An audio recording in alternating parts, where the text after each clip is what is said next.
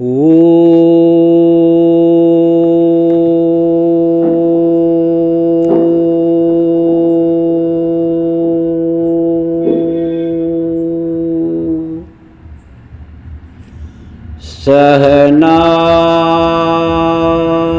ಸಹನಾವವತು ಸಹನೋ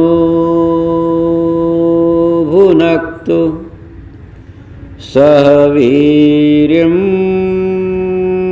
ಕರವಾವಹೈ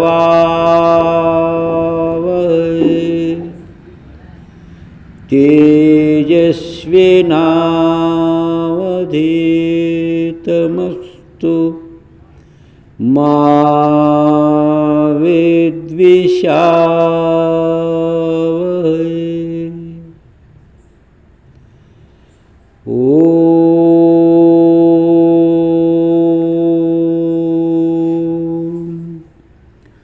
ಶಾಂತಿ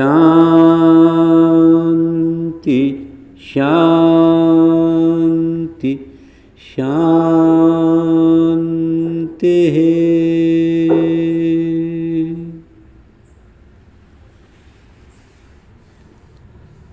ಪರಮ ಪೂಜ್ಯ ಪ್ರಾತಸ್ಮರಣೀಯ ಸದ್ಗುರುಗಳ ಪವಿತ್ರ ಪಾದಾರವಿಂದಗಳನ್ನು ಹೃದಯಾರವಿಂದದಲ್ಲಿ ಸ್ಮರಿಸಿಕೊಂಡು ಕ್ಷೇತ್ರಕ್ಕೆ ಅಧಿದೇವತೆಯಾಗಿರುವ ಜಗನ್ಮಾತೆಯ ಶ್ರೀಚರಣಗಳಲ್ಲಿ ನತಮಸ್ತಕನಾಗಿ ಪ್ರತಿ ಶುಕ್ರವಾರ ನಿಮಿತ್ತದ ಇಂದಿನ ಈ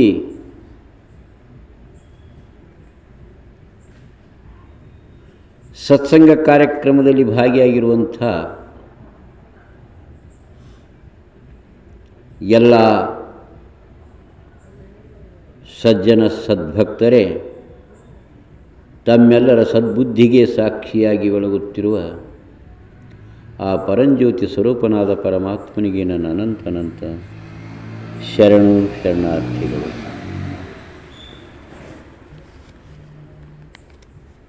ಶಿವಸ್ವರೂಪಿಗಳೇ,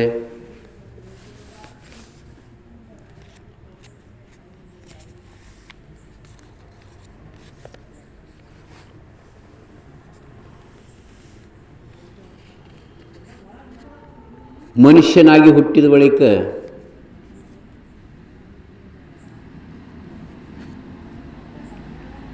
ಜನ್ಮ ಸಾರ್ಥಕತೆಗಾಗಿ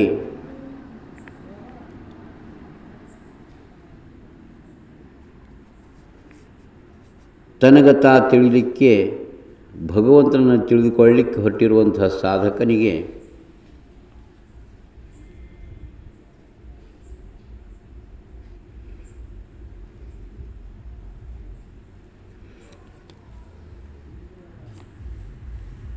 ಸರಿಯಾದಂಥ ಮಾರ್ಗ ಸಿಗೋದು ಬಹಳ ಅವಶ್ಯಕ.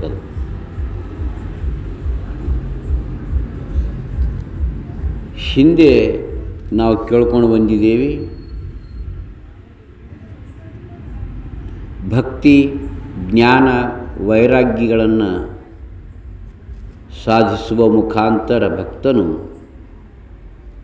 ಭಗವಂತನ ಸಾಕ್ಷಾತ್ಕಾರ ಮಾಡಿಕೊಂಡು ಜನ್ಮ ಸಾರ್ಥಕ ಮಾಡಿಕೊಳ್ತಾನ ಅನ್ನುವಂಥ ಮಾತನ್ನು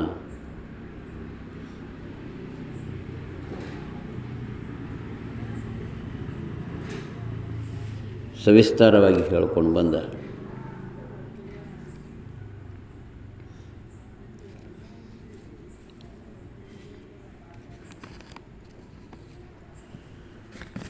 ಭಗವಂತನ ನಿಜ ಸ್ವರೂಪವನ್ನು ತಿಳಿಲಾರದೆ ಸಾಧಕನಿಗೆ ಸಾರ್ಥಕತೆ ಇಲ್ಲ.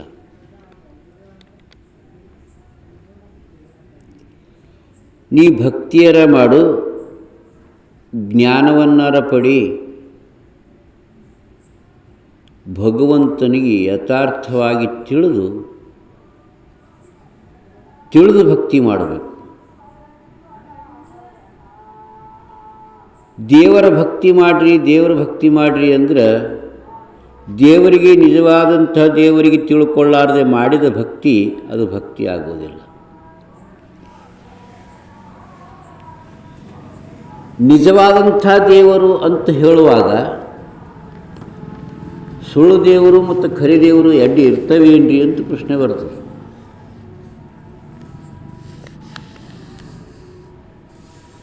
ಇದು ಹೇಳೋದು ಅನಿವಾರ್ಯ.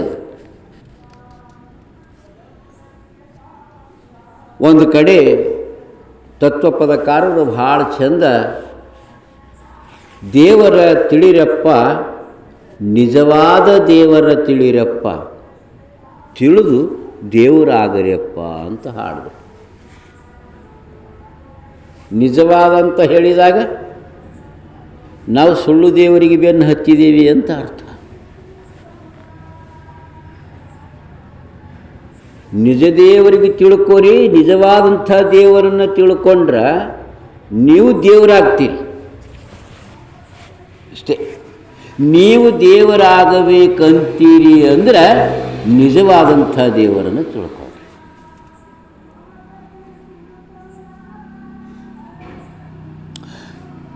ಯಾರ್ಯಾರು ಯಾವುದೋ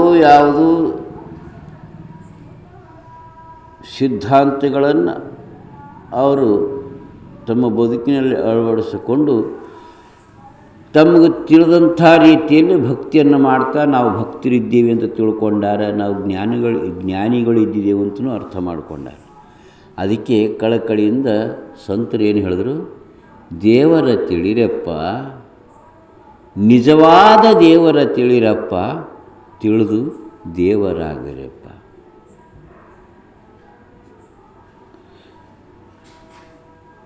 ಅದಕ್ಕೆ ಬಸವಣ್ಣನವರಾದರೂ ಕೂಡ ಕಲ್ಲು ದೇವರು ದೇವರಲ್ಲ, ಕಾಷ್ಟ ಹಿತಾಳಿ ದೇವರಲ್ಲ.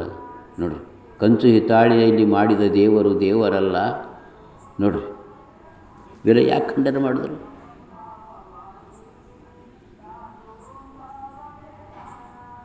ಇವಕ್ಕೆಲ್ಲಕ್ಕೆ ದೇವರಂತ ನೀ ಏನು ಬೆನ್ನು ಹತ್ತಿದಿ, ಇದರಿಂದ ನಿನಗೆ ಕಲ್ಯಾಣ ಆಗ್ತದೇನು? ಆಗಂಗಿಲ್ಲಪ್ಪ. ನಿಜವಾದ ದೇವರ ತಿಳಿಯಿರಿ, ಆವಾಗ ನೀವು ದೇವರಾಗ್ತೀರಿ. ಸಂತ ತುಕಾರಾಮ್ ಮಹಾರಾಜರು ಕೂಡ ಇದೇ ಹೇಳ್ಯಾರ, जग झाले वेडे ऊस सोडून खाले वाडे.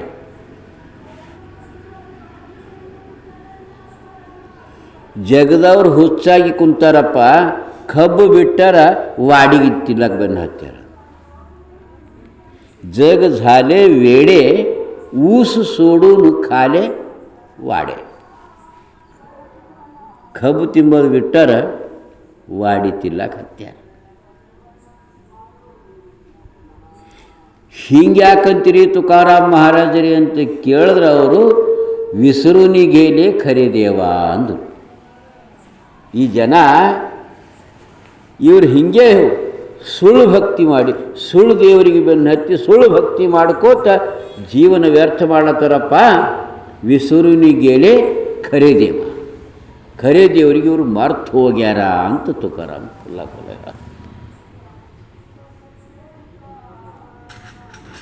ಖರೆ ದೇವರಿಗೆ ಮರ್ತು ಹೋಗ್ಯಾರ ಇವರು ಜಗದವರು. ಈಗ ಹೋದ ಶುಕ್ರವಾರ ನಾವು ಕೇಳಿದೆವು, ದೇವರು ಒಬ್ಬನೇ ಇದ್ದರೂ ಕೂಡ ತಿಳಿಸಕಲಿಂದ ತಿಳ್ಕೊಳ್ಳಿಕ್ಕೆ ಅನುಕೂಲ ಆಗಲಿ ಅನ್ನುವಂಥ ಒಂದು ದೃಷ್ಟಿಯಿಂದ ದೇವರಿಗೆ ಎಷ್ಟು ಪ್ರಕಾರ ಮಾಡಿ ಹೇಳಿದ್ರು? 3 ಪ್ರಕಾರ ಮಾಡಿ ಹೇಳ್ಯಾರ. ಯಾವ್ಯಾವು? ಸಗುಣ ಸಾಕಾರ ದೇವರು, ಸಗುಣ ನಿರಾಕಾರ ದೇವರು, ನಿರ್ಗುಣ ನಿರಾಕಾರ ದೇವರು. ಏನು ಹೇಳಿದ್ರು ಅವರು? ಅದು ಆಗಿದವ ನೀನೆ. ನೋಡು, ಇದು ಆಗಿದವ ನೀನೆ, ಇದು ಆಗಿದವ ನೀನೆ. ನೀನೇ ಅಂದರೆ ಒಬ್ಬನೇ ಅಲ್ಲ. ಮತ್ತಿನ್ನು ಜಗದವರು ಮಾಡೋದು ನೋಡಿದ್ರೆ, ಜಗದವರು ಭಕ್ತಿ ಮಾಡೋದು ನೋಡಿದ್ರೆ ಈ 3ಕ್ಕೆ ಬಿಟ್ಟು ಸುಳ್ಳು ಭಕ್ತಿದ ಹರಿಬಿದ್ದು.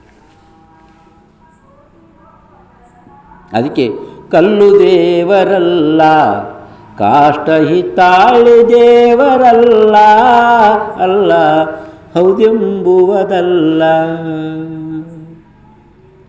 ತಿಳಿಯದೆ ಅಲ್ಲೆಂಬುವುದು ಅಲ್ಲ, ತಿಳಿದ ಮೇಲೆ ಹೌದೆಂಬುವುದಲ್ಲ. ಬಲ್ಲಿದ ದೇವರು ತನ್ನಲ್ಲೇ ಇಟ್ಟುಕೊಂಡು ಅಲ್ಲಿ ಇಲ್ಲಿ ಹುಡುಕ್ಯಾಡುವ ಜನರೇ ದೇವರ ತಿಳಿರಪ್ಪ. ನಿಜವಾದ ದೇವರ ತಿಳಿರಪ್ಪ, ತಿಳಿದು ದೇವರಾಗಿರಪ್ಪ.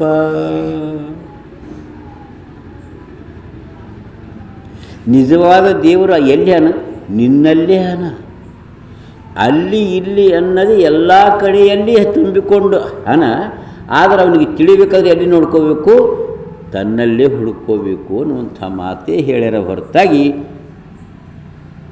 ದೇವರು ಕಾಶಿದಾಗನ ಹೋಗ್ರಿ, ರಾಮೇಶ್ವರದಾಗನ ಹೋಗ್ರಿ ಅಂತ ಯಾವ ಸಂತರೂ ಹೇಳಿಲ್ಲ. ವೈಕುಂಠದಾಗನ ಹೋಗ್ರಿ, ಕೈಲಾಸದಾಗನ ಹೋಗ್ರಿ, ಆ ಲೋಕದಾಗನ ಈ ಲೋಕದಾಗನ ಅಂತ ಯಾವ ಲೋಕನೂ ಹೇಳಿಲ್ಲ. ದೇವರು ಎಲ್ಲಿ ಹಾನ ಅಂದ್ರೆ ಎಲ್ಲಿ ಹಾನ ಶಿವ ಎಲ್ಲಿ ಹಾನ, ಎಲ್ಲಿ ಹಾನ ಶಿವ ಎಲ್ಲಿ ಹಾನ, ಎಲ್ಲಿ ನೋಡಿದರ ಅಲ್ಲಿ ಹಾನ, ಅಥವಾ ಬಲ್ಲಂತ ಜ್ಞಾನಿಯ ಬಲ್ಯಾನ. ಶಿವ ಎಲ್ಲಿ ಹುಡುಕಿದರ ಇಲ್ಲ ನೋಡು ನಿನ್ನ ಬಲ್ಲೆ ಅನ ನೋಡು. ಕಾಶಿಗೆ ಹೋಗಿದರಿಲ್ಲ, ದೇಶವ ತಿರುಗಿದರಿಲ್ಲ, ತಿಳಿದು ನೋಡಿಲ್ಲ ನಿನ್ನ ಬಲ್ಯಾನ. ಅದಕ್ಕೆ ಇವೆಲ್ಲ ಮಾತುಗಳು ಏನು ಹೇಳುತ್ತವಂತ ಕೇಳಿದ್ರೆ, ಸತ್ಯವಾದಂಥ ಪರಮಾತ್ಮನನ್ನು ಎಲ್ಲಿವರೆಗೆ ನೀವು ಹುಡುಕುವುದಿಲ್ಲ, ಸತ್ಯ ಪರಮಾತ್ಮನ ಭಕ್ತಿ ನೀ ಎಲ್ಲಿವರೆಗೆ ಮಾಡೋದಿಲ್ಲ, ಅಲ್ಲಿ ತನಕ ನೀನು ಕಲ್ಯಾಣ.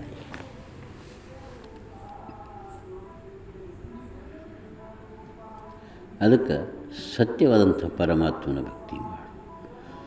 ಈಗ ಹೋದ ವಾರ ಹೇಳಿದಂಥ ಸಗುಣ ಸಾಕಾರ, ಸಗುಣ ನಿರಾಕಾರ, ನಿರ್ಗುಣ ನಿರಾಕಾರ, ಮೂರು ಪ್ರಕಾರ ಪರಮಾತ್ಮ ದೇವರೇ ಆ ಮೂರು ಪ್ರಕಾರ ಆಗೇ ಅಂತ ಏನು ಹೇಳಿರಲ್ಲ.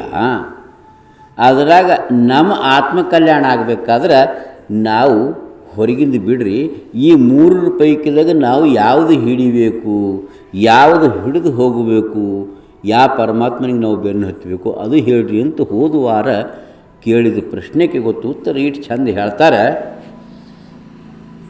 ನಮ್ಮ ಕಲ್ಯಾಣ ಆಗಬೇಕಾದ್ರೆ ಪರಮಾತ್ಮನು ಮೂರು ರೂಪ ಇದ್ರೂ ಕೂಡ, ಏನು ಸಗುಣ ಸಾಕಾರ, ಸಗುಣ ನಿರಾಕಾರ, ನಿರ್ಗುಣ ನಿರಾಕಾರ ಮೂರು ರೂಪ ಇದ್ದರೂ ನಮ್ಮ ಕಲ್ಯಾಣ ಎದುರಾಗ ಆಗ್ತದೆ, ಅದು ಬೇಕಲ್ಲ. ನೋಡಿ, ನಿರ್ಗುಣ ನಿರಾಕಾರ ಪರಮಾತ್ಮ ಏನದ, ಅದು ನಿಶ್ಶಬ್ದಂ ಬ್ರಹ್ಮ ಮುಚ್ಯತೆ. ಅದು ಹೆಂಗದ? ಗಪ್ಪದು. ಅದು ಮಾಯಕ್ಕೆ ಮೀರಿ ಏನ್ರಿ, ಬ್ರಹ್ಮ ವಿಷ್ಣು ಮಹೇಶ್ವರಿಗೆ ಮೀರಿ ಅದು, ಮಾಯಕ್ಕೆ ಮೀರಿ ಅದದು. ಅದು ನಿರ್ಗುಣದ, ಅದು ನಿರಾಕಾರ, ಅದು ಏನೂ ಮಾಡುವಂಥದ್ದು ಅಲ್ಲ. ಆ ನಿರ್ಗುಣ ನಿರಾಕಾರ ಪರಮಾತ್ಮನಿಗೆ ನಾವು ಒಂದು ವೇಳೆ ಭಕ್ತಿ ಮಾಡಲಿಕ್ಕೆ ಬರ್ತದೇನು ಅಂತ ಕೇಳಿದ್ರೆ ಇಲ್ಲ. ನಿರ್ಗುಣ ನಿರಾಕಾರನ ಭಕ್ತಿ ಮಾಡೋಕ್ಕಾಗಲ್ಲ, ಅದರಿಂದ ನಮ್ಗೆ ಕಲ್ಯಾಣ ಆಗಲ್ಲ. ನಿರ್ಗುಣ ನಿರಾಕಾರ ಪರಮಾತ್ಮ ಕಲ್ಯಾಣ ಮಾಡೋದಿಲ್ಲ. ಅವ ಸ್ವಯಂಭುವನ ತನ್ನಲ್ಲಿ ತಾನು. ಇನ್ನು ಸಗುಣ ನಿರಾಕಾರ ಪರಮಾತ್ಮ ಒಬ್ಬನಲ್ಲ, ಅವನಿಗೇನಂತಾರೆ? ಈಶ್ವರ ಅಂತಾರೆ. ಈಶ್ವರ ಅಂದರೆ ಏನು? ಬ್ರಹ್ಮ ವಿಷ್ಣು ಮಹೇಶ್ವರರಿಗೆ ಒಂದೊಂದು ಕೆಲಸ ಒಪ್ಪಿಸಿ ಅವ್ರ ಮೇಲೆ ಅವ ಮಾಲಕ ಆಗಿ ಇರ್ತಾನೆ. ಈಶ್ವರ ಅವ ಸರ್ವಜ್ಞನ, ಸರ್ವೇಶನ, ಸರ್ವಾತ್ಮನ, ಸರ್ವಶಕ್ತಿತ್ವದಿಂದ ಕೂಡಿರ್ತಾನೆ. ಅವನಿಗೆ ಎಲ್ಲದರ ಜ್ಞಾನ ಇರ್ತದೆ, ಸರ್ವಜ್ಞಾನ. ಎಲ್ಲ ಶಕ್ತಿಗಳು ಅವನಲ್ಲಿ ಅವ, ಸರ್ವಶಕ್ತಿಮಾನನು ಇದ್ದು ಅವ ಏನು ಮಾಡ್ತಾನೆ ಅಂತ ಕೇಳಿದ್ರೆ ಬ್ರಹ್ಮ ವಿಷ್ಣು ಮಹೇಶ್ವರರಿಂದ ಸೃಷ್ಟಿಯ ಉತ್ಪತ್ತಿ ಸ್ಥಿತಿ ಮತ್ತು ಲಯಗಳನ್ನು ಮಾಡಿಸ್ತಾ ಇದ್ದಾನೆ. ಅವ ಈಶ್ವರ ಅಂತ ಕರೀತಾರೆ. ಆ ಈಶ್ವರ ಅದ್ರ ಕಲ್ಯಾಣ ಮಾಡ್ತಾನೇನು ಭಕ್ತಂದು ಇಲ್ಲ. ಯಾಕೆ ಕಲ್ಯಾಣ ಮಾಡಲ್ಲ? ಯಾಕೆ ಕಲ್ಯಾಣ ಮಾಡಲ್ಲ ಅಂದ್ರೆ ಅವ ಯಾರ್ಯಾರು ಏನೇನು ಕರ್ಮಗಳನ್ನು ಆಚರಿಸ್ತಾರೋ ಅವರಿಗೆ ಅವರವರ ಕರ್ಮಕ್ಕನುಗುಣವಾಗಿ ಫಲಗಳನ್ನು ಕೊಡುವಂಥ ಕಾರ್ಯ ಅವ ಮಾಡ್ತಾನೆ. ಸ್ವರ್ಗನೂ ಮಾಡಿಟ್ಟಾನೆ, ನರಕನೂ ಮಾಡಿಟ್ಟಾನೆ. ಜಗದಾಗ ಭಕ್ತರ ಸಲುವಾಗಿ, ಮುಮುಕ್ಷುಗಳ ಸಲುವಾಗಿ ಗುರುಗಳಿಗೂ ತಯಾರು ಮಾಡ್ಯಾನ. ಗುರುವಾಗಿ ತಾನೇ ಬಂದಾನೆ, ಅವ ಕಲ್ಯಾಣ ಮಾಡಿಲ್ಲ. ಗುರು ರೂಪ ಕಳಿಸ್ಕೊಟ್ಟನ ಜಗತ್ತಿನಲ್ಲಿ, ಗುರುವಾಗಿ ಬರ್ತಾನೆ. ಅವ ಜಗತ್ತಿನ ನಿಯಾಮಕನಾಗಿ ಇರ್ತಾನೆ, ಸೃಷ್ಟಿಯ ಪರಿಪಾಲಕನಾಗಿ ಇರ್ತಾನೆ. ಉತ್ಪತ್ತಿ ಸ್ಥಿತಿ ಲಯಗಳಿಗೆ ಆ ಬ್ರಹ್ಮ ವಿಷ್ಣು ಮಹೇಶ್ವರಿಗೆ ಒಪ್ಪಿಸಿದ್ರು ಕೂಡ ಅವರೆಲ್ಲರ ಮೇಲೆ ಅವ ಅಧಿಷ್ಠಾನನಾಗಿ ಇರ್ತಾನೆ. ಎಲ್ಲರ ಅವರವರ ಕರ್ಮಾನುಸಾರವಾಗಿ ಅವರವರಿಗೆ ಅವರವರ ಫಲಗಳನ್ನು ಕೊಡ್ತಾ ಅವ ಇರ್ತಾನೆ. ಅದಕ್ಕೆ ಅವನು ಕಲ್ಯಾಣ ಮಾಡಲ್ಲ. ಅಂದರೆ ನಿರ್ಗುಣ ನಿರಾಕಾರ ಪರಬ್ರಹ್ಮ ವಸ್ತುವೂ ನಿರ್ಗುಣ ನಿರಾಕಂದ್ರೆ ತಿಳಿದಲ್ಲ ನಿಮಗೆ. ಗುರು ಬ್ರಹ್ಮ, ಗುರು ವಿಷ್ಣು, ಗುರುದೇವೋ ಮಹೇಶ್ವರ, ಗುರು ಸಾಕ್ಷಾತ್ ಪರಬ್ರಹ್ಮ. ಪರಬ್ರಹ್ಮ ಅಂದ್ರೆ ಅರ್ಥ ಆಯ್ತಾರೆ. ಈಗ ಬ್ರಹ್ಮ ವಿಷ್ಣು ಮೀರಿ ಪರಮಾತ್ಮ ಅದ ಅಂತ ತಮ್ಮ ಮಾತಿನ ಅರ್ಥರ ಖಚಿತ ಆಗಬೇಕಲ್ಲ. ಆ ಪರಬ್ರಹ್ಮ ವಸ್ತು, ನಿರ್ಗುಣ ನಿರಾಕಾರ ಪರಬ್ರಹ್ಮ ವಸ್ತು ಕಲ್ಯಾಣ ಮಾಡೋಂಗಿಲ್ಲ. ಮತ್ತು ಸಗುಣ ನಿರಾಕಾರನಾಗಿರ್ತಕ್ಕಂಥ ಈಶ್ವರನಾದರೂ ಕೂಡ ಸೃಷ್ಟಿಯ ಸಂಕಲ್ಪ ಮಾಡಿ, ಸೃಷ್ಟಿಯನ್ನು ರಚನೆ ಮಾಡಿ, ಬ್ರಹ್ಮ ವಿಷ್ಣು ಮಹೇಶ್ವರಿಗೆ ಅವರ ಕರ್ತವ್ಯವನ್ನು ಒಪ್ಪಿಸಿ ಅವರವರ ಜೀವಾತ್ಮರ ಕರ್ಮಕ್ಕನುಸಾರವಾಗಿ ಫಲಗಳನ್ನು ಕೊಡ್ತಾ ಇರ್ತಾನೆ ಈಶ್ವರ. ಅವನು ಕಲ್ಯಾಣ ಮಾಡಲ್ಲ. ಇನ್ನು ಮೂರನೇ ಪ್ರಕಾರವಾದಂಥ ಸಗುಣ ಸಾಕಾರ ದೇವರು ಯಾರು ಅಂದ್ರೇನು? ದೇಹ ತೊಟ್ಟು ಜಗದಾಗ ಮನುಷ್ಯರ ರೂಪದಿಂದ ಇರ್ತಾರೆ. ಸಂತರು, ಮಹಾತ್ಮರು, ಸದ್ಗುರುಗಳು ಇವರು ಕಲ್ಯಾಣ ಮಾಡ್ತಾರೇನು? ಜೀವರದು ಕಲ್ಯಾಣ ಮಾಡ್ತಾರೆ. ಜಗಾಚೇತರಾಯ ಗುರುಚಿ ಅವತಾರ ದೃಶ್ಯ ಅದೃಶ್ಯ ಸಾರ ದಾಖಲೆ. ಜಗತ್ತಿನ ತಾರಣ ಮಾಡಲಿಕ್ಕೆ, ಜಗತ್ತಿನವರು ಜೀವರ ಉದ್ಧಾರ ಮಾಡಲಿಕ್ಕೆ ಯಾರು ಅಂತ ಕೇಳಿದ್ರೆ ಪರಮಾತ್ಮನೇ. ಅವನೇ ಸಗುಣನಾಗಿ, ಸಾಕಾರನಾಗಿ, ಸಂತರ ರೂಪದಲ್ಲಿ, ಸದ್ಗುರುವಿನ ರೂಪದಲ್ಲಿ ಜಗತ್ತಿನಲ್ಲಿ ಏನು ಬರ್ತಾನೆ ಆ ರೂಪದಲ್ಲಿ ಉದ್ಧಾರ ಮಾಡ್ತಾನೆ.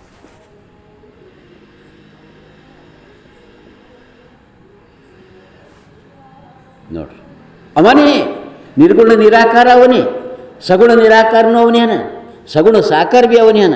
ಆದರೆ ನಿರ್ಗುಣ ನಿರಾಕಾರ ಇದ್ದಾಗನೂ ಉದ್ಧಾರ ಕಾರ್ಯ ಮಾಡಲ್ಲ, ಸಗುಣ ನಿರಾಕಾರ ಇದ್ದಾಗನೂ ಉದ್ಧಾರ ಕಾರ್ಯ ಮಾಡಲ್ಲ. ಸಗುಣ ಸಾಕಾರ ಇದ್ದಾಗ ಮಾತ್ರ ಜಗತ್ತಿನ ಉದ್ಧಾರ ಮಾಡ್ತಾನೆ. ಉದ್ಧಾರ ಮಾಡಲಿಕ್ಕೆ ಸಗುಣನಾಗಿ ಸಾಕಾರನಾಗಿ ಜಗತ್ತಿನಲ್ಲಿ ಬರ್ತಾನೆ.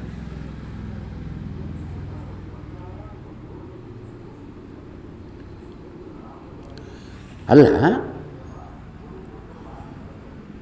ಪರಮಾತ್ಮನ ಭಕ್ತಿ ಮಾಡಿದ್ರೆ ಅವ ಯಾನು ಈಶ್ವರ ಅಂತ ಹೇಳ್ತೀರಲ್ಲ, ಈಶ್ವರ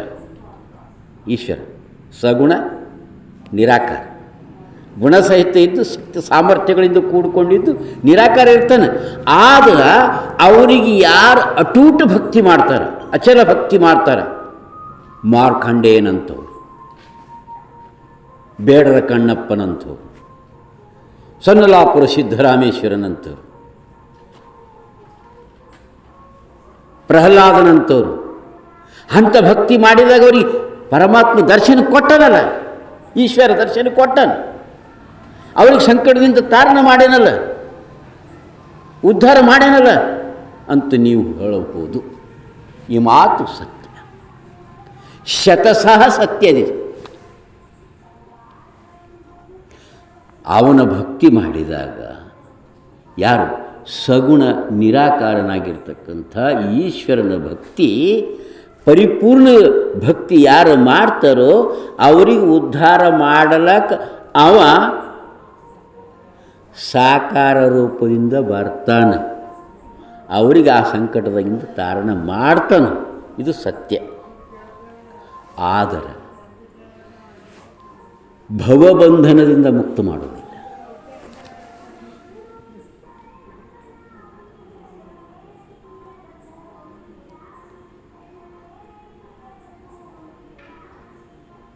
ಅಲ್ಲರಿ ಅವನು ಭಕ್ತಿ ಮಾಡಿದ್ಮ್ಯಾಕ ಉದ್ಧಾರ ಮಾಡಬೇಕಲ್ಲ.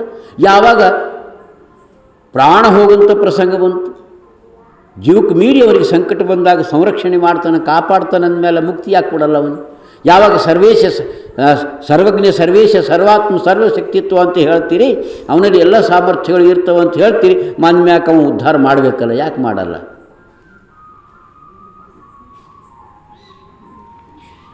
ಅಲ್ಲಿ ಒಂದು ತಿಳ್ಕೊಳ್ಬೇಕಾದಂಥ ಒಂದು ವಿಷಯ. ಅವನೇ ಉದ್ಧಾರ ಮಾಡ್ತಾನೆ ಇಲ್ಲ ಅಂತಲ್ಲ, ಆದರೆ ಯಾವ ರೂಪದಿಂದ ಮಾಡ್ತಾನೆ ಅಂತ ಕೇಳಿದ್ರೆ ಸಗುಣ ಸಾಕಾರ ರೂಪದಿಂದ ಉದ್ಧಾರ ಮಾಡ್ತಾನೆ, ಸಗುಣ ನಿರಾಕಾರ ರೂಪದಿಂದ ಅಲ್ಲ. ಹೌದು, ಸಂಕಟದಾಗ ಬಚಾಶನ ಸಂರಕ್ಷಣೆ ಮಾಡೇನವನು, ಆದರೆ ಆತ್ಮಜ್ಞಾನ ಕೊಟ್ಟು ಉದ್ಧಾರ ಜನಮರಣ ರೂಪಿ ಭವಬಂಧನದಿಂದ ಮುಕ್ತ ಮಾಡಲಿಕ್ಕೆ ಸಾಧ್ಯ ಇಲ್ಲ.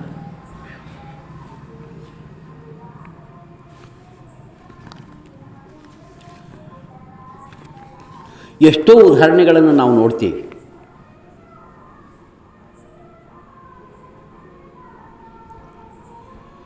ಭಕ್ತರು ಭಕ್ತಿ ಮಾಡೋ ಕಾಲಕ್ಕೆ ಅವರಿಗೆ ಸಂಕಟದಾಗ ಬಂದು ನಾವು ಸಂರಕ್ಷಣೆ ಮಾಡ್ಯಾನ, ಆದ್ರೆ ಅವರಿಗೆ ಬ್ರಹ್ಮಜ್ಞಾನ ಉಪದೇಶ ಮಾಡಿಲ್ಲ.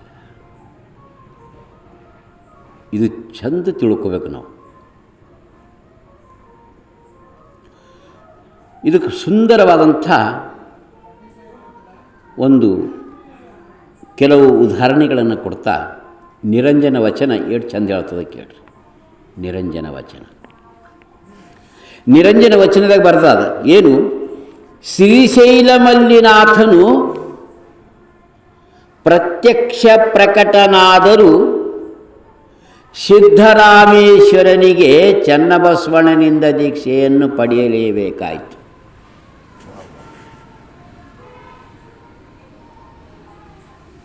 ಸಿದ್ದರಾಮೇಶ್ವರ ಮಲ್ಲಯ್ಯ ಮಲ್ಲಯ್ಯ ಅಂತ ಶ್ರೀಶೈಲ ಪರ್ವತ ತುಂಬ ಕೂಗ್ಯಾಡ್ದ, ಮಲ್ಲಯ್ಯ ಇಲ್ಲಿ ಸಿಕ್ಕಿಲ್ಲ.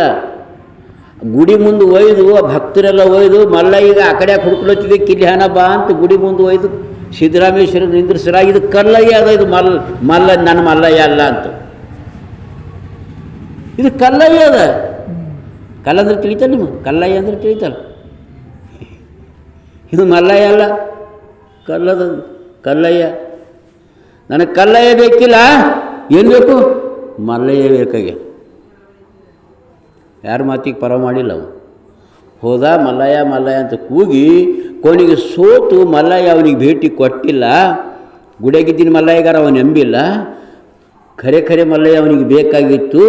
ಅದಕ್ಕೆ ಪಹಾಡ್ದಾಗ ಗುಡ್ಡದಾಗ ಏರಿ ಮಲ್ಲಯ್ಯ ನೀನು ಏರು ಸಿಗಪ್ಲೆ ಕಾಣಿಸಲ್ಲ, ನೀನೇ ಸಿಕ್ಕದ ಮ್ಯಾಕ ನಾ ಇದ್ದೇನು ಫಲ ಅಂದು ಗುಡ್ಡದಾಗಿಂದ ಹಾರ್ದವ, ಜಿಗದ ಕಮರಿ ಹಾರ್ದ, ಪ್ರಾಣ ಕುಡ್ಲಿಕ್ಕೆ ಹಾರ್ದ. ಇನ್ನು ಅವ ಚೂರು ಚೂರಾಗಿ ಹೋಗ್ತಿದ್ದ, ಅಷ್ಟು ಎತ್ತರ ಮ್ಯಾಗಿಂದ ಜಿಗದ. ಆವಾಗ ಕ್ಷಣಾರ್ಧದಲ್ಲಿ ಮಲ್ಲಿಕಾರ್ಜುನ ಬಂದು ಅವನಿಗೆ ಮಧ್ಯದಲ್ಲೇ ಎತ್ಕೊಂಡ. ತನ್ನ ಎರಡು ಕೈ ಚಾಚಿ ಸಿದ್ದರಾಮೇಶ್ವರಿಗೆ ತನ್ನ ಕೈದಾಗ ತಗೊಂಡ. ಸಿದ್ದರಾಮ, ಎಂಥ ದಗ ಮಾಡ್ದಿಲ್ಲೋ ಯಪ್ಪ, ನನಗೆ ಕೆಟ್ಟ ಹೆಸರು ತರಂಥ ಪ್ರಸಂಗ ತಂದೇಲೋ. ಮಲ್ಲಯ್ಯ ಸಿಕ್ಕಿಲ್ಲ ಅಂತ ಸಿದ್ದರಾಮ ಪ್ರಾಣ ಬಿಟ್ಟ ಅಂತ ನನಗೆ ಕೆಟ್ಟ ಹೆಸರು ಬರೋಂಥ ಪ್ರಸಂಗ ತಂದೇಲೋ ಸಿದ್ದರಾಮ ಅಂಥೇಳಿ ಅವನಿಗೆ ಪ್ರಾಣ ರಕ್ಷಣೆ ಮಾಡಿ, ಹುಚ್ಚ ನೀಗ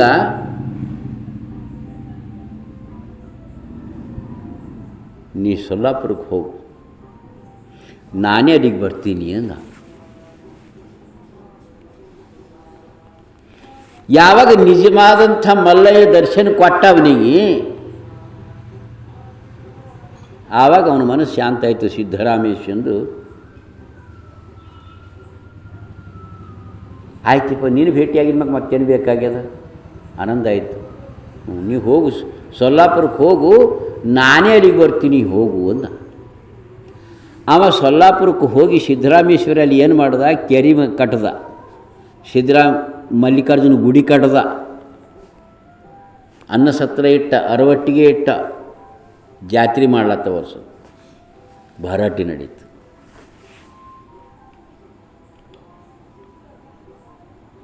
ಸಿದ್ದರಾಮೇಶ್ವರನ ಜಾತ್ರೆ ಭರಾಟಿ ನಡೀತು ಸೊಲ್ಲಾಪುರದಾಗ.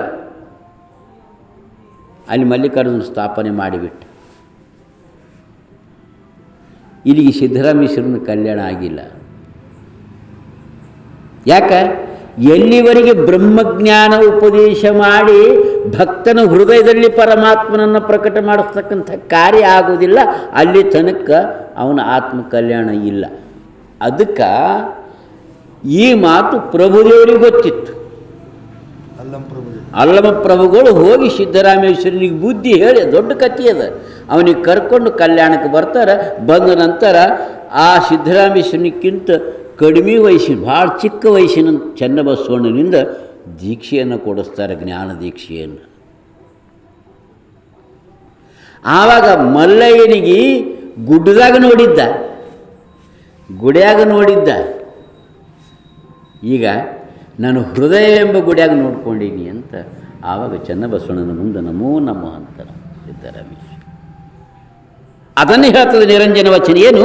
ಶ್ರೀಶೈಲ ಮಲ್ಲಿನಾಥನು ಪ್ರತ್ಯಕ್ಷ ಪ್ರಕಟನಾದರೂ ಸಿದ್ದರಾಮೇಶ್ವರಂಗೆ ಚನ್ನಬಸವಣ್ಣನಿಂದ ದೀಕ್ಷೆಯನ್ನು ಪಡೆಯಲೇಬೇಕಾಯಿತು. ಇತಿಹಾಸ ಗವಾದದು. ಪರಮಾತ್ಮನ ಭೇಟಿಯಾಗಿ ನಿಮಗೆ ದೀಕ್ಷೆ ತೊಗೊಂಡು ಏನು ಮಾಡೋದು? ಏನು ಜೊರತಿತ್ತು? ಇಲ್ಲ. ದೀಕ್ಷೆ ತಗೊಂಡ್ರ ಏನರ್ಥದ? ಸಾಕ್ಷಾತ್ ಪರಮಾತ್ಮನಿಗೆ ಭೇಟಿ ಕೊಟ್ಟರೆ ಏನರ್ಥದ? ಸಾಕ್ಷಾತ್ ಪರಮಾತ್ಮ ಭೇಟಿ ಕೊಡೋದು ಶ್ರೇಷ್ಠ ಅಲ್ಲ, ಗುರುವಿನ ಮುಖಾಂತರ, ಆತ್ಮಜ್ಞಾನದ ಮುಖಾಂತರ ಅವನು ಹೃದಯದಾಗ ಸಾಕ್ಷಾತ್ಕಾರ ಆಗೋದು ಭಾಳ ದೊಡ್ಡದು. ಇನ್ನು ಎರಡನೇದಾಗಿ, ಸ್ವತಃ ಪಾಂಡುರಂಗನು ಪ್ರಕಟನಾಗಿ ಸಖನಂತೆ ಒಡನಾಡಿದರೂ ಸಂತ ನಾಮದೇವನಿಗೆ ವಿಶೋಭಾಖೇಚರನಿಂದ ದೀಕ್ಷೆಯನ್ನು ಪಡೆಯಲೇಬೇಕಾಯಿತು. ಪಂಢರಪುರದ ಇತಿಹಾಸ ನೀವು ಕೇಳಿರಬೇಕು. ನಾಮದೇವ ಭಕ್ತ ಎಂಥ ಭಕ್ತ ಇದ್ದ ಅಂದ್ರೆ ಪಾಂಡುರಂಗನಿಗೆ ಹೋಲಿಸ್ಕೊಂಡಿದ್ದ.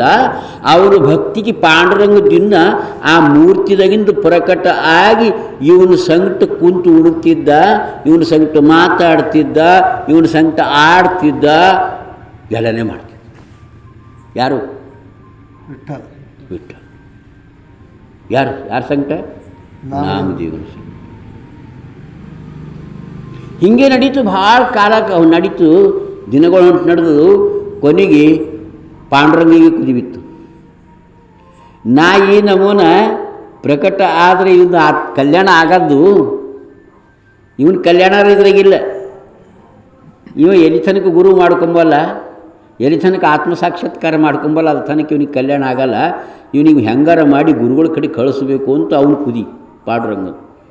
ಹೋಗೋ ಅಲ್ಲಿ ಗೋರಕುಂಬಾರನ ಮನ್ಯಾಗ ಸಂತ ಮಂಡಳಿ ಅದು ನೋಡು, ಅಲ್ಲಿ ಜ್ಞಾನೇಶ್ವರ, ಮುಕ್ತಾಬಾಯಿ, ಸೋಪಾನ್, ಓಸ್ ಮಂದಿ ಸಂತ ಮಂಡಳಿ ಗೋರಕುಂಬಾರನ ಮನ್ಯಾಗ ಸತ್ಸಂಗ ನಡೆದದ. ಹೋಗು, ಸತ್ಸಂಗ ಹೋಗಿ ಕೂಡು, ಸಂತರ ಮಾತು ಕೇಳು, ಸಂತರಿಂದ ದೀಕ್ಷಾ ತಗೋ, ಗುರುವಿನಿಂದ ಬ್ರಹ್ಮಜ್ಞಾನ ಪಡ್ಕೋ. ಅದು ಆತ್ಮಜ್ಞಾನ ಅಂದ್ರೇನು, ಅದು ಪಡ್ಕೊಂಡ್ರೆ ಏನಾಯ್ತದ ಅಂದಿವ. ಆತ್ಮಜ್ಞಾನ ಅಂದ್ರೆ ಪರಮಾತ್ಮನಿಗೆ ದರ್ಶನ ಮಾಡೋದೇ ಇಲ್ಲ. ನೀನು ದರ್ಶನ ಕೊಡ್ಲತ್ತಿಲ್ಲ ನನಗೆ, ದಿನ ನಿನ್ನ ದರ್ಶನ ಆಯ್ತದೆ ನನಗೆ, ನನ್ನ ಆಯಾತಕ್ಕೆ ಅವರು ಅಲ್ಲಿ ಹೋಗಲಿ ಅಂದ. ಇಲ್ಲ, ನೀ ಅಲ್ಲಿಗೆ ಹೋಗಲೇಬೇಕು ಅಂತ ಒತ್ತಾಯ ಮಾಡಿ ಕಳಿಸ್ಕೊಟ್ರು. ಕೊನೆಗೆ ಅವ ಅಲ್ಲಿ ಹೋಗಿ ಅಲ್ಲಿ ಅಪಮಾನಿತ ಆಗಿ ಬರ್ತಾನೆ. ಯಾಕೆ? ಅಹಂಕಾರ ತೋರಿಸ್ಯಾನ ಅಲ್ಲಿ ಹೋಗಿ. ಸಂತರ ಬಳಿಗೆ ಹೋದರೆ ಹೆಂಗಿರಬೇಕು? ಸತ್ಸಂಗದಾಗ ಹೋದರೆ ಎಷ್ಟು ವಿನಯದಿಂದ ಹೋಗ್ಬೇಕು, ಅಲ್ಲಿ ಹೋಗಿ ಅಹಂಕಾರ ತೋರಿಸೋದೇವ. ಯಾಕೆ ಪಾಂಡುರಂಗ ನನಗೆ ಸಾಕ್ಷಾತ್ ಪ್ರಕಟ ಆಯ್ತಾನೆ ದಿನ. ಅಹಂಕಾರ ಇತ್ತು. ಅವರು ಮರ್ಯಾದೆ ಕೊಟ್ಟರು. ಸಾಕ್ಷಾತ್ ಪಾಂಡುರಂಗನಿಗೆ ಒರೆಸ್ಕೊಂಡಂತ ಅವನಪ್ಪ ಅವನಿಗೆ ಕರೀರಿ ಅಂದರು. ಸತ್ಕಾರ ಮಾಡಿದ್ರು. ಮಾಡಿ ಇಷ್ಟೇ, ನೀ ಗಡಿಗೆ ಸುಟ್ಟದೆಲ್ಲ ನೋಡು ಗೋರ ಕುಂಬಾರಾಜರ ನೋಡು ಅಂತಂದಾಗ, ಇದು ಕಚ್ಚಾ ಗಡಿಗೆ ಇದ್ರಿ ಅಂತ ಗೋರ ಕುಂಬಾರ ಹೇಳ್ದ. ನನಗೆ ಕಚ್ಚಾ ಗಡಿಗೆ ಎಂದಿರಿ ಅಂತ ಸಿಟ್ಟು ಬಂದು ಅಲ್ಲಿಂದ ಒಡಿ ಬಂದ ವಾಪಸ್. ಯಾಕೋ ಹೋಗಿಂದ ಏನಾಯಿತು ಅಂದರು, ಫೇಲ್ ಆಗ್ಯದ ಅಂದ. ನನಗೆಲ್ಲ ಕಚ್ಚೆ ಗಡಿಗೆ ಅಂತ ಬೇಲಾಗ ಶುರು ಮಾಡ್ಯಾವ, ವಾಪಸ್ ಬಂದಿದೆ ನಾವು. ಹುಚ್ಚ ತಪ್ಪು ಮಾಡಿದೆವು ಅಂದು. ಈಗ ಹೆಂಗೆ ಮಾಡಲಿ, ಅಲ್ಲಿ ಗುಡಿಯಾಗ ವಿಶೋಭ ಖೇಚರ್ ಅಂಥೇಳಿ ಶಿವನ ಗುಡಿಯಾಗ ಒಬ್ಬರು ಹರ ಗುರುಗಳು, ಅವ್ರ ಬಳಿ ಹೋಗು ಅಂದ. ವಿಶೋಭ ಖೇಚರ್ನ ಕಡೆ ಕಳಿಸ್ಕೊಟ್ಟ ಪಾಂಡುರಂಗ. ಅಲ್ಲಿಗೆ ಹೋಗೋಸ್ತಾನ ವಿಶೋಭ ಖೇಚರ್ ಏನು ಮಾಡಿದ್ದ, ಪುನಃ ಪಾನ್ವಟ್ ಲಿಂಗದ ಮ್ಯಾಗ 2 ಕಾಲಿಕ್ಕಿ ಮಂಕೊಂಡಿದ್ದು. ಅಲ್ಲಿಗೆ ಹೋದ್ರೆ ಹಾಗೆ ಮಾಡಿದ್ವು. ಮತ್ತು ಇಲ್ಲಿಗೆ ಹೋದ್ರೆ ಇಲ್ಲಿಗೆ ಕಳಿಸ್ಕೊಟ್ಟನ ಪಾಂಡುರಂಗ. ಇಲ್ಲಿಗೆ ಕಳಿಸ್ಕೊಟ್ಟು ಇಲ್ಲೊಂದು ವಿಚಿತ್ರ ಅದ ಅಂದವ. ಪಾನ್ವಟ್ ಲಿಂಗದ ಮ್ಯಾಗ ಕಾಲಿಟ್ಟು ಮಂಕೋತಾನೆ. ಇವನಿಗೆ ಸಂತ ಅಂತಾರ, ಇವನಿಗೆ ಮಹಾತ್ಮ ಅಂತಾರ, ಸದ್ಗುರು ಅಂತಾರೆ. ಇವನಿಗೆ ಅವ ಕಳಸಾವ ಎಂತವ, ಇವ ಎಂತವ. ಬಂದ ಹೇಳಕ್ಕೆ ಹೇಳ್ಯಾನ ಹೋಗ್ಬೇಕಂತೇಳಿ.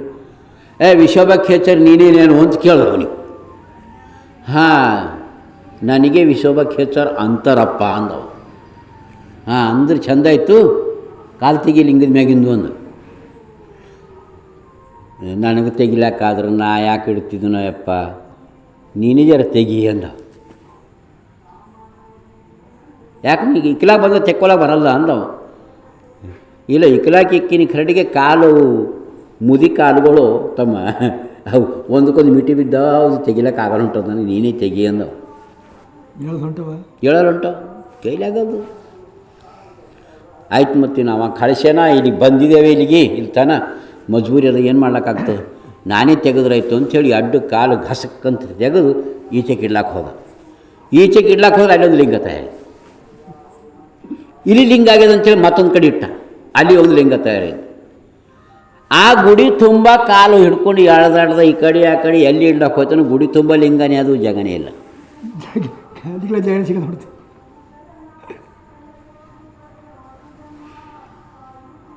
ಜಗನೇ ಹೇಗೆ ಮಾಡಲಿ ಅಂದ.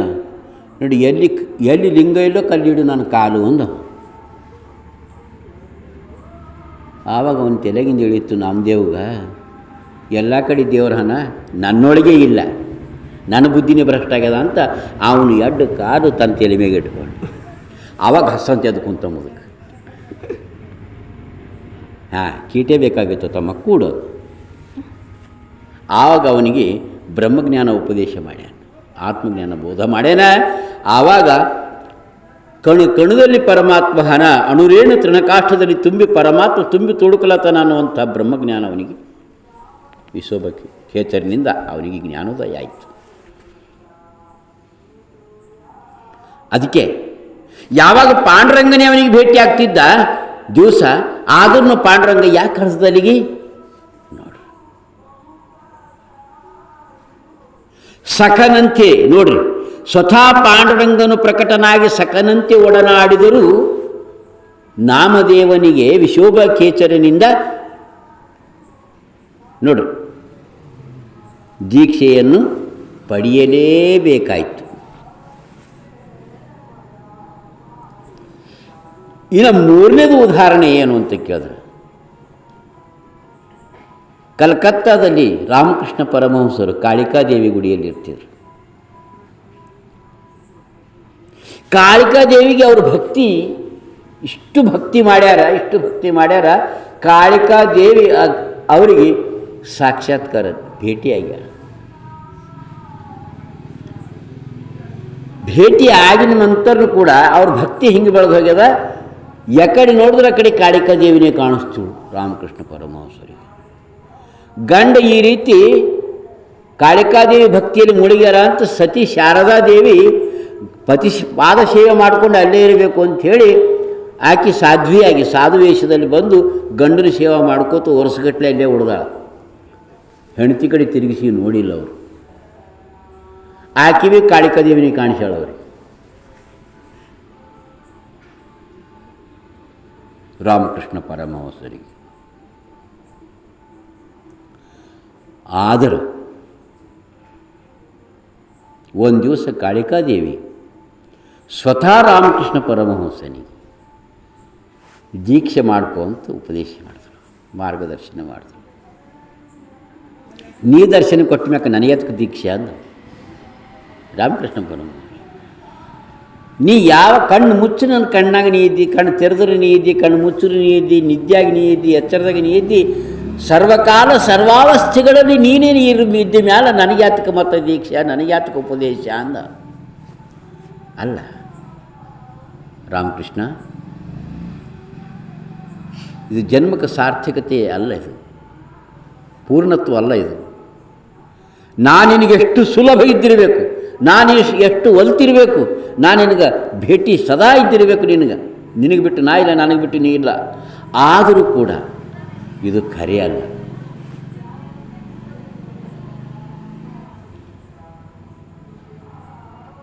ಆವಾಗ ಮುಂದೆ ತೋತಾಪುರಿ ಮಹಾರಾಜರು ಅಂತ ಒಬ್ಬರು ಸಂಚಾರ ಮಾಡ್ಕೋತ ಸಾಧುಗಳು ಬಂದಿರು. ಅವ್ರನಿಂದ ರಾಮಕೃಷ್ಣ ಪರಮಹಂಸರಿಗೆ ಜ್ಞಾನ ದೀಕ್ಷೆ ಆಯಿತು. ಆವಾಗ ನಿರಾಕಾರ ಕಾಳಿಕಾದೇವಿಗೆ ಒಳಗೆ ನೋಡ್ಕೊಂಡ್ರು. ಸಾಕಾರ ಪ್ರಕಟಾಗಿ ಎದುರು ಬರ್ತಿಳು ಕಾಳಿಕಾದೇವಿ, ಪೂಜೆ ಮಾಡ್ತಿರು. ಗಂಟೆಗಟ್ಟಲೆ ಹಿಂಗೆ ಯಾಕೆ ಹಂಗೆ ನಿಂದಿರಬೇಕು ಕಾಳಿಕಾದೇವಿ ಅವನ ಎದುರು. ದೇವಭಾನ ಮರೆತು ಪೂಜೆ ಮಾಡ್ತಿದ್ರು ರಾಮಕೃಷ್ಣ ಪರಮಹಂಸ. ಗಂಟೆಗಟ್ಟಲೆ ಪೂಜೆ ಮಾಡಿದ್ರೆ ಗಂಟೆಗಟ್ಟಲೆ ಪೂಜೆ ಮಾಡ್ಕೋತಾರೆ, ಗಂಟೆಗಟ್ಟಲೆ ಹಂಗೆ ನಿಂದಿರ್ಬೇಕು ಕಾಳಿಕಾದೇವಿ. ಅಂಥ ಕಾಳಿಕಾದೇವಿ ಹೋಲಿಸ್ಕೊಂಡಂಥ ರಾಮಕೃಷ್ಣ ಪರಮಹಂಸ ಗುರುಗಳು ಸಿಕ್ಕಿನ ಮೇಲೆ, ತೋತಾಪುರಿ ಸಾಧು ಸಿಕ್ಕಿನ ಮೇಲೆ ಅವರು ತನ್ನ ಹೃದಯದಲ್ಲಿ ಕಾಳಿಕಾದೇವಿಯನ್ನು ನಿರಾಕಾರ ರೂಪದಲ್ಲಿ ದರ್ಶನ ಮಾಡಿದ್ರು. ಆವಾಗ ಅವ್ರ ಬದುಕಿಗೆ ಪೂರ್ಣತೆ ಆಯಿತು. ಅದಕ್ಕೆ ರಾಮಕೃಷ್ಣ ಪರಮಹಂಸರಿಗೆ ಸ್ವತಃ ಕಾಳಿಕಾದೇವಿಯು ಪ್ರಕಟಳಾದರೂ ತೋತಾಪುರಿ ಸಾಧುವಿನಿಂದ ಜ್ಞಾನದೀಕ್ಷೆಯನ್ನು ಪಡೆಯಲೇಬೇಕಾಯಿತು. ನೋಡ್ರಿ, ಎಷ್ಟು ಹೇಳಿದ್ರು, ಶ್ರೀಶೈಲ ಮಲ್ಲಿನಾಥನು ಪ್ರತ್ಯಕ್ಷ ಪ್ರಕಟನಾದರೂ ಸಿದ್ದರಾಮೇಶ್ವರಂಗೆ ಚನ್ನಬಸವಣ್ಣನಿಂದ ದೀಕ್ಷೆಯನ್ನು ಪಡೆಯಲೇಬೇಕಾಯಿತು. ಸ್ವತಃ ಪಾಂಡುರಂಗನು ಪ್ರಕಟನಾದಿ ಸಕನಂತೆ ಒಡನಾಡಿದರೂ ಸಂತನಾಮದೇವನಿಗೆ ವಿಶೋಭಾಖೇಚರನಿಂದ ದೀಕ್ಷೆಯನ್ನು ಪಡೆಯಲೇಬೇಕಾಯಿತು. ರಾಮಕೃಷ್ಣ ಪರಮಹಂಸರಿಗೆ ಸ್ವತಃ ಕಾಳಿಕಾದೇವಿ ಪ್ರಕಟಳಾದರೂ ತೋತಾಪುರಿ ಸಾಧುವಿನಿಂದ ಜ್ಞಾನದೀಕ್ಷೆಯನ್ನು ಪಡೆಯಲೇಬೇಕಾಯಿತು. ಇವು ಇತಿಹಾಸಗಳವ. ಇಷ್ಟು ಹೇಳಿ ನಿರಂಜನ ವಚನ ಏನಂತದ, ಭಕ್ತ ಜನಗಳಿಗಾಗುವ ಭಗವಂತನ ಸಗುಣ ಸಾಕ್ಷಾತ್ಕಾರಕ್ಕಿಂತ,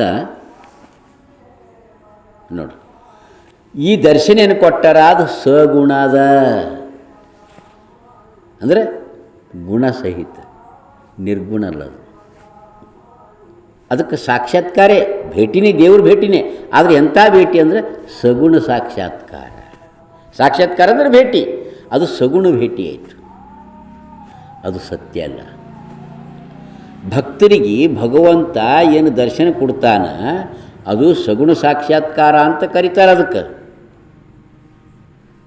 ಭಕ್ತ ಜನರಿಗೆ ಆಗುವ ಭಗವಂತನ ಸಗುಣ ಸಾಕ್ಷಾತ್ಕಾರಕ್ಕಿಂತ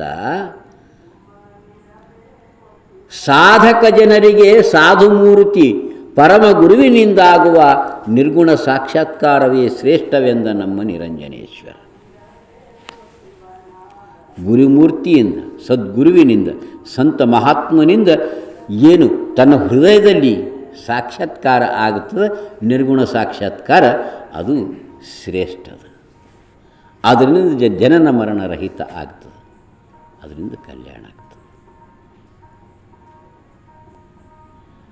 ಅದಕ್ಕೆ ಎಷ್ಟು ಇತಿಹಾಸಗಳೆಲ್ಲ ಏನು ಹೇಳ್ತವೆ, ನಾನು ನಿನಗೆ ಅಷ್ಟು ಸುಲಭನಾಗಿ ನಿನಗೆ ಪ್ರಕಟ ಇದ್ದರೂ ಕೂಡ ನೀನು ದೀಕ್ಷೆ ಪಡೆಯೋ ತನಕ ನಿನ್ನ ಜನ್ಮಕ್ಕೆ ಕಲ್ಯಾಣ ಇಲ್ಲಪ್ಪ ಅಂತ ಭಗವಂತನೇ ಪ್ರೇರಣೆ ಮಾಡಿ, ಅದು ನಾನೇ ಇದ್ದೀನಿ. ಗುರುವಾಗಿ ಬಂದವರು ಯಾರು? ಪರಮಾತ್ಮನೇ. ಅದು ನನ್ನ ರೂಪನೇ ಅದ. ಆದರೆ ಈ ರೀತಿ ಸಗುಣ ರೂಪದಿಂದ ಸಾಕ್ಷಾತ್ಕಾರ ಕೊಟ್ಟಿದ್ದು ಸತ್ಯ ಅಲ್ಲ. ಗುರುಮೂರ್ತಿ ಮುಖಾಂತರ, ಸಾಧುಗಳ ಮುಖಾಂತರ ನಿನಗೇನು ಬ್ರಹ್ಮಜ್ಞಾನ ಉಪದೇಶ ಆಗ್ತದೆ. ಆ ಉಪದೇಶದಿಂದ ನಿನ್ನ ಹೃದಯದಲ್ಲಿ ಯಾವ ಸಾಕ್ಷಾತ್ಕಾರ ಆಗ್ತದೆ? ನಿರ್ಗುಣ ಸಾಕ್ಷಾತ್ಕಾರ. ಆ ನಿರ್ಗುಣ ಸಾಕ್ಷಾತ್ಕಾರದಿಂದೇ ಜನನ ಮರಣ ರಹಿತ ಆಗ್ತದೆ, ಆತ್ಮ ಕಲ್ಯಾಣ ಆಗ್ತದೆ, ಉದ್ಧಾರ ಆಗ್ತದೆ. ಅದಕ್ಕೆ ಈ ಮೂರು ದೇವರ ಪೈಕಿ ಸಗುಣ ಸಾಕಾರ ರೂಪ ಸದ್ಗುರುವಿಗೇನೇ ಶರಣು ಹೋಗಬೇಕು, ಸಾಧು ಮೂರ್ತಿಯಿಂದಲೇ ಆತ್ಮ ಕಲ್ಯಾಣ ಮಾಡ್ಕೋಬೇಕು ಅನ್ನುವಂಥ ಮಾತನ್ನು ಎಲ್ಲ ಮಹಾತ್ಮರು ಇದನ್ನು ಒತ್ತಿ ಒತ್ತಿ ಹೇಳಿದ್ದಾರೆ. ಅದಕ್ಕೆ ಇಂಥ ಈ ಸಗುಣ ಸಾಕ್ಷಾತ್ಕಾರಕ್ಕಿಂತ ಶಿಷ್ಯನ ಹೃದಯದಲ್ಲಿ ಗುರುಗಳು ಮಾಡಿಸಿಕೊಡುವಂಥ ನಿರ್ಗುಣ ಸಾಕ್ಷಾತ್ಕಾರವೇ ಶ್ರೇಷ್ಠ ಅನ್ನುವಂಥ ಮಾತು ಸರ್ವಮಾನ್ಯ ಅದ ಅಂತ ಹೇಳ್ತಾ ನನ್ನೆರಡು ಮಾತಿಗೆ ಇಲ್ಲಿ ವಿರಾಮ ಮಾಡ್ತೀನಿ. ಭವಾನಿ ಮಾತಾ ಕೀ ಜೈ.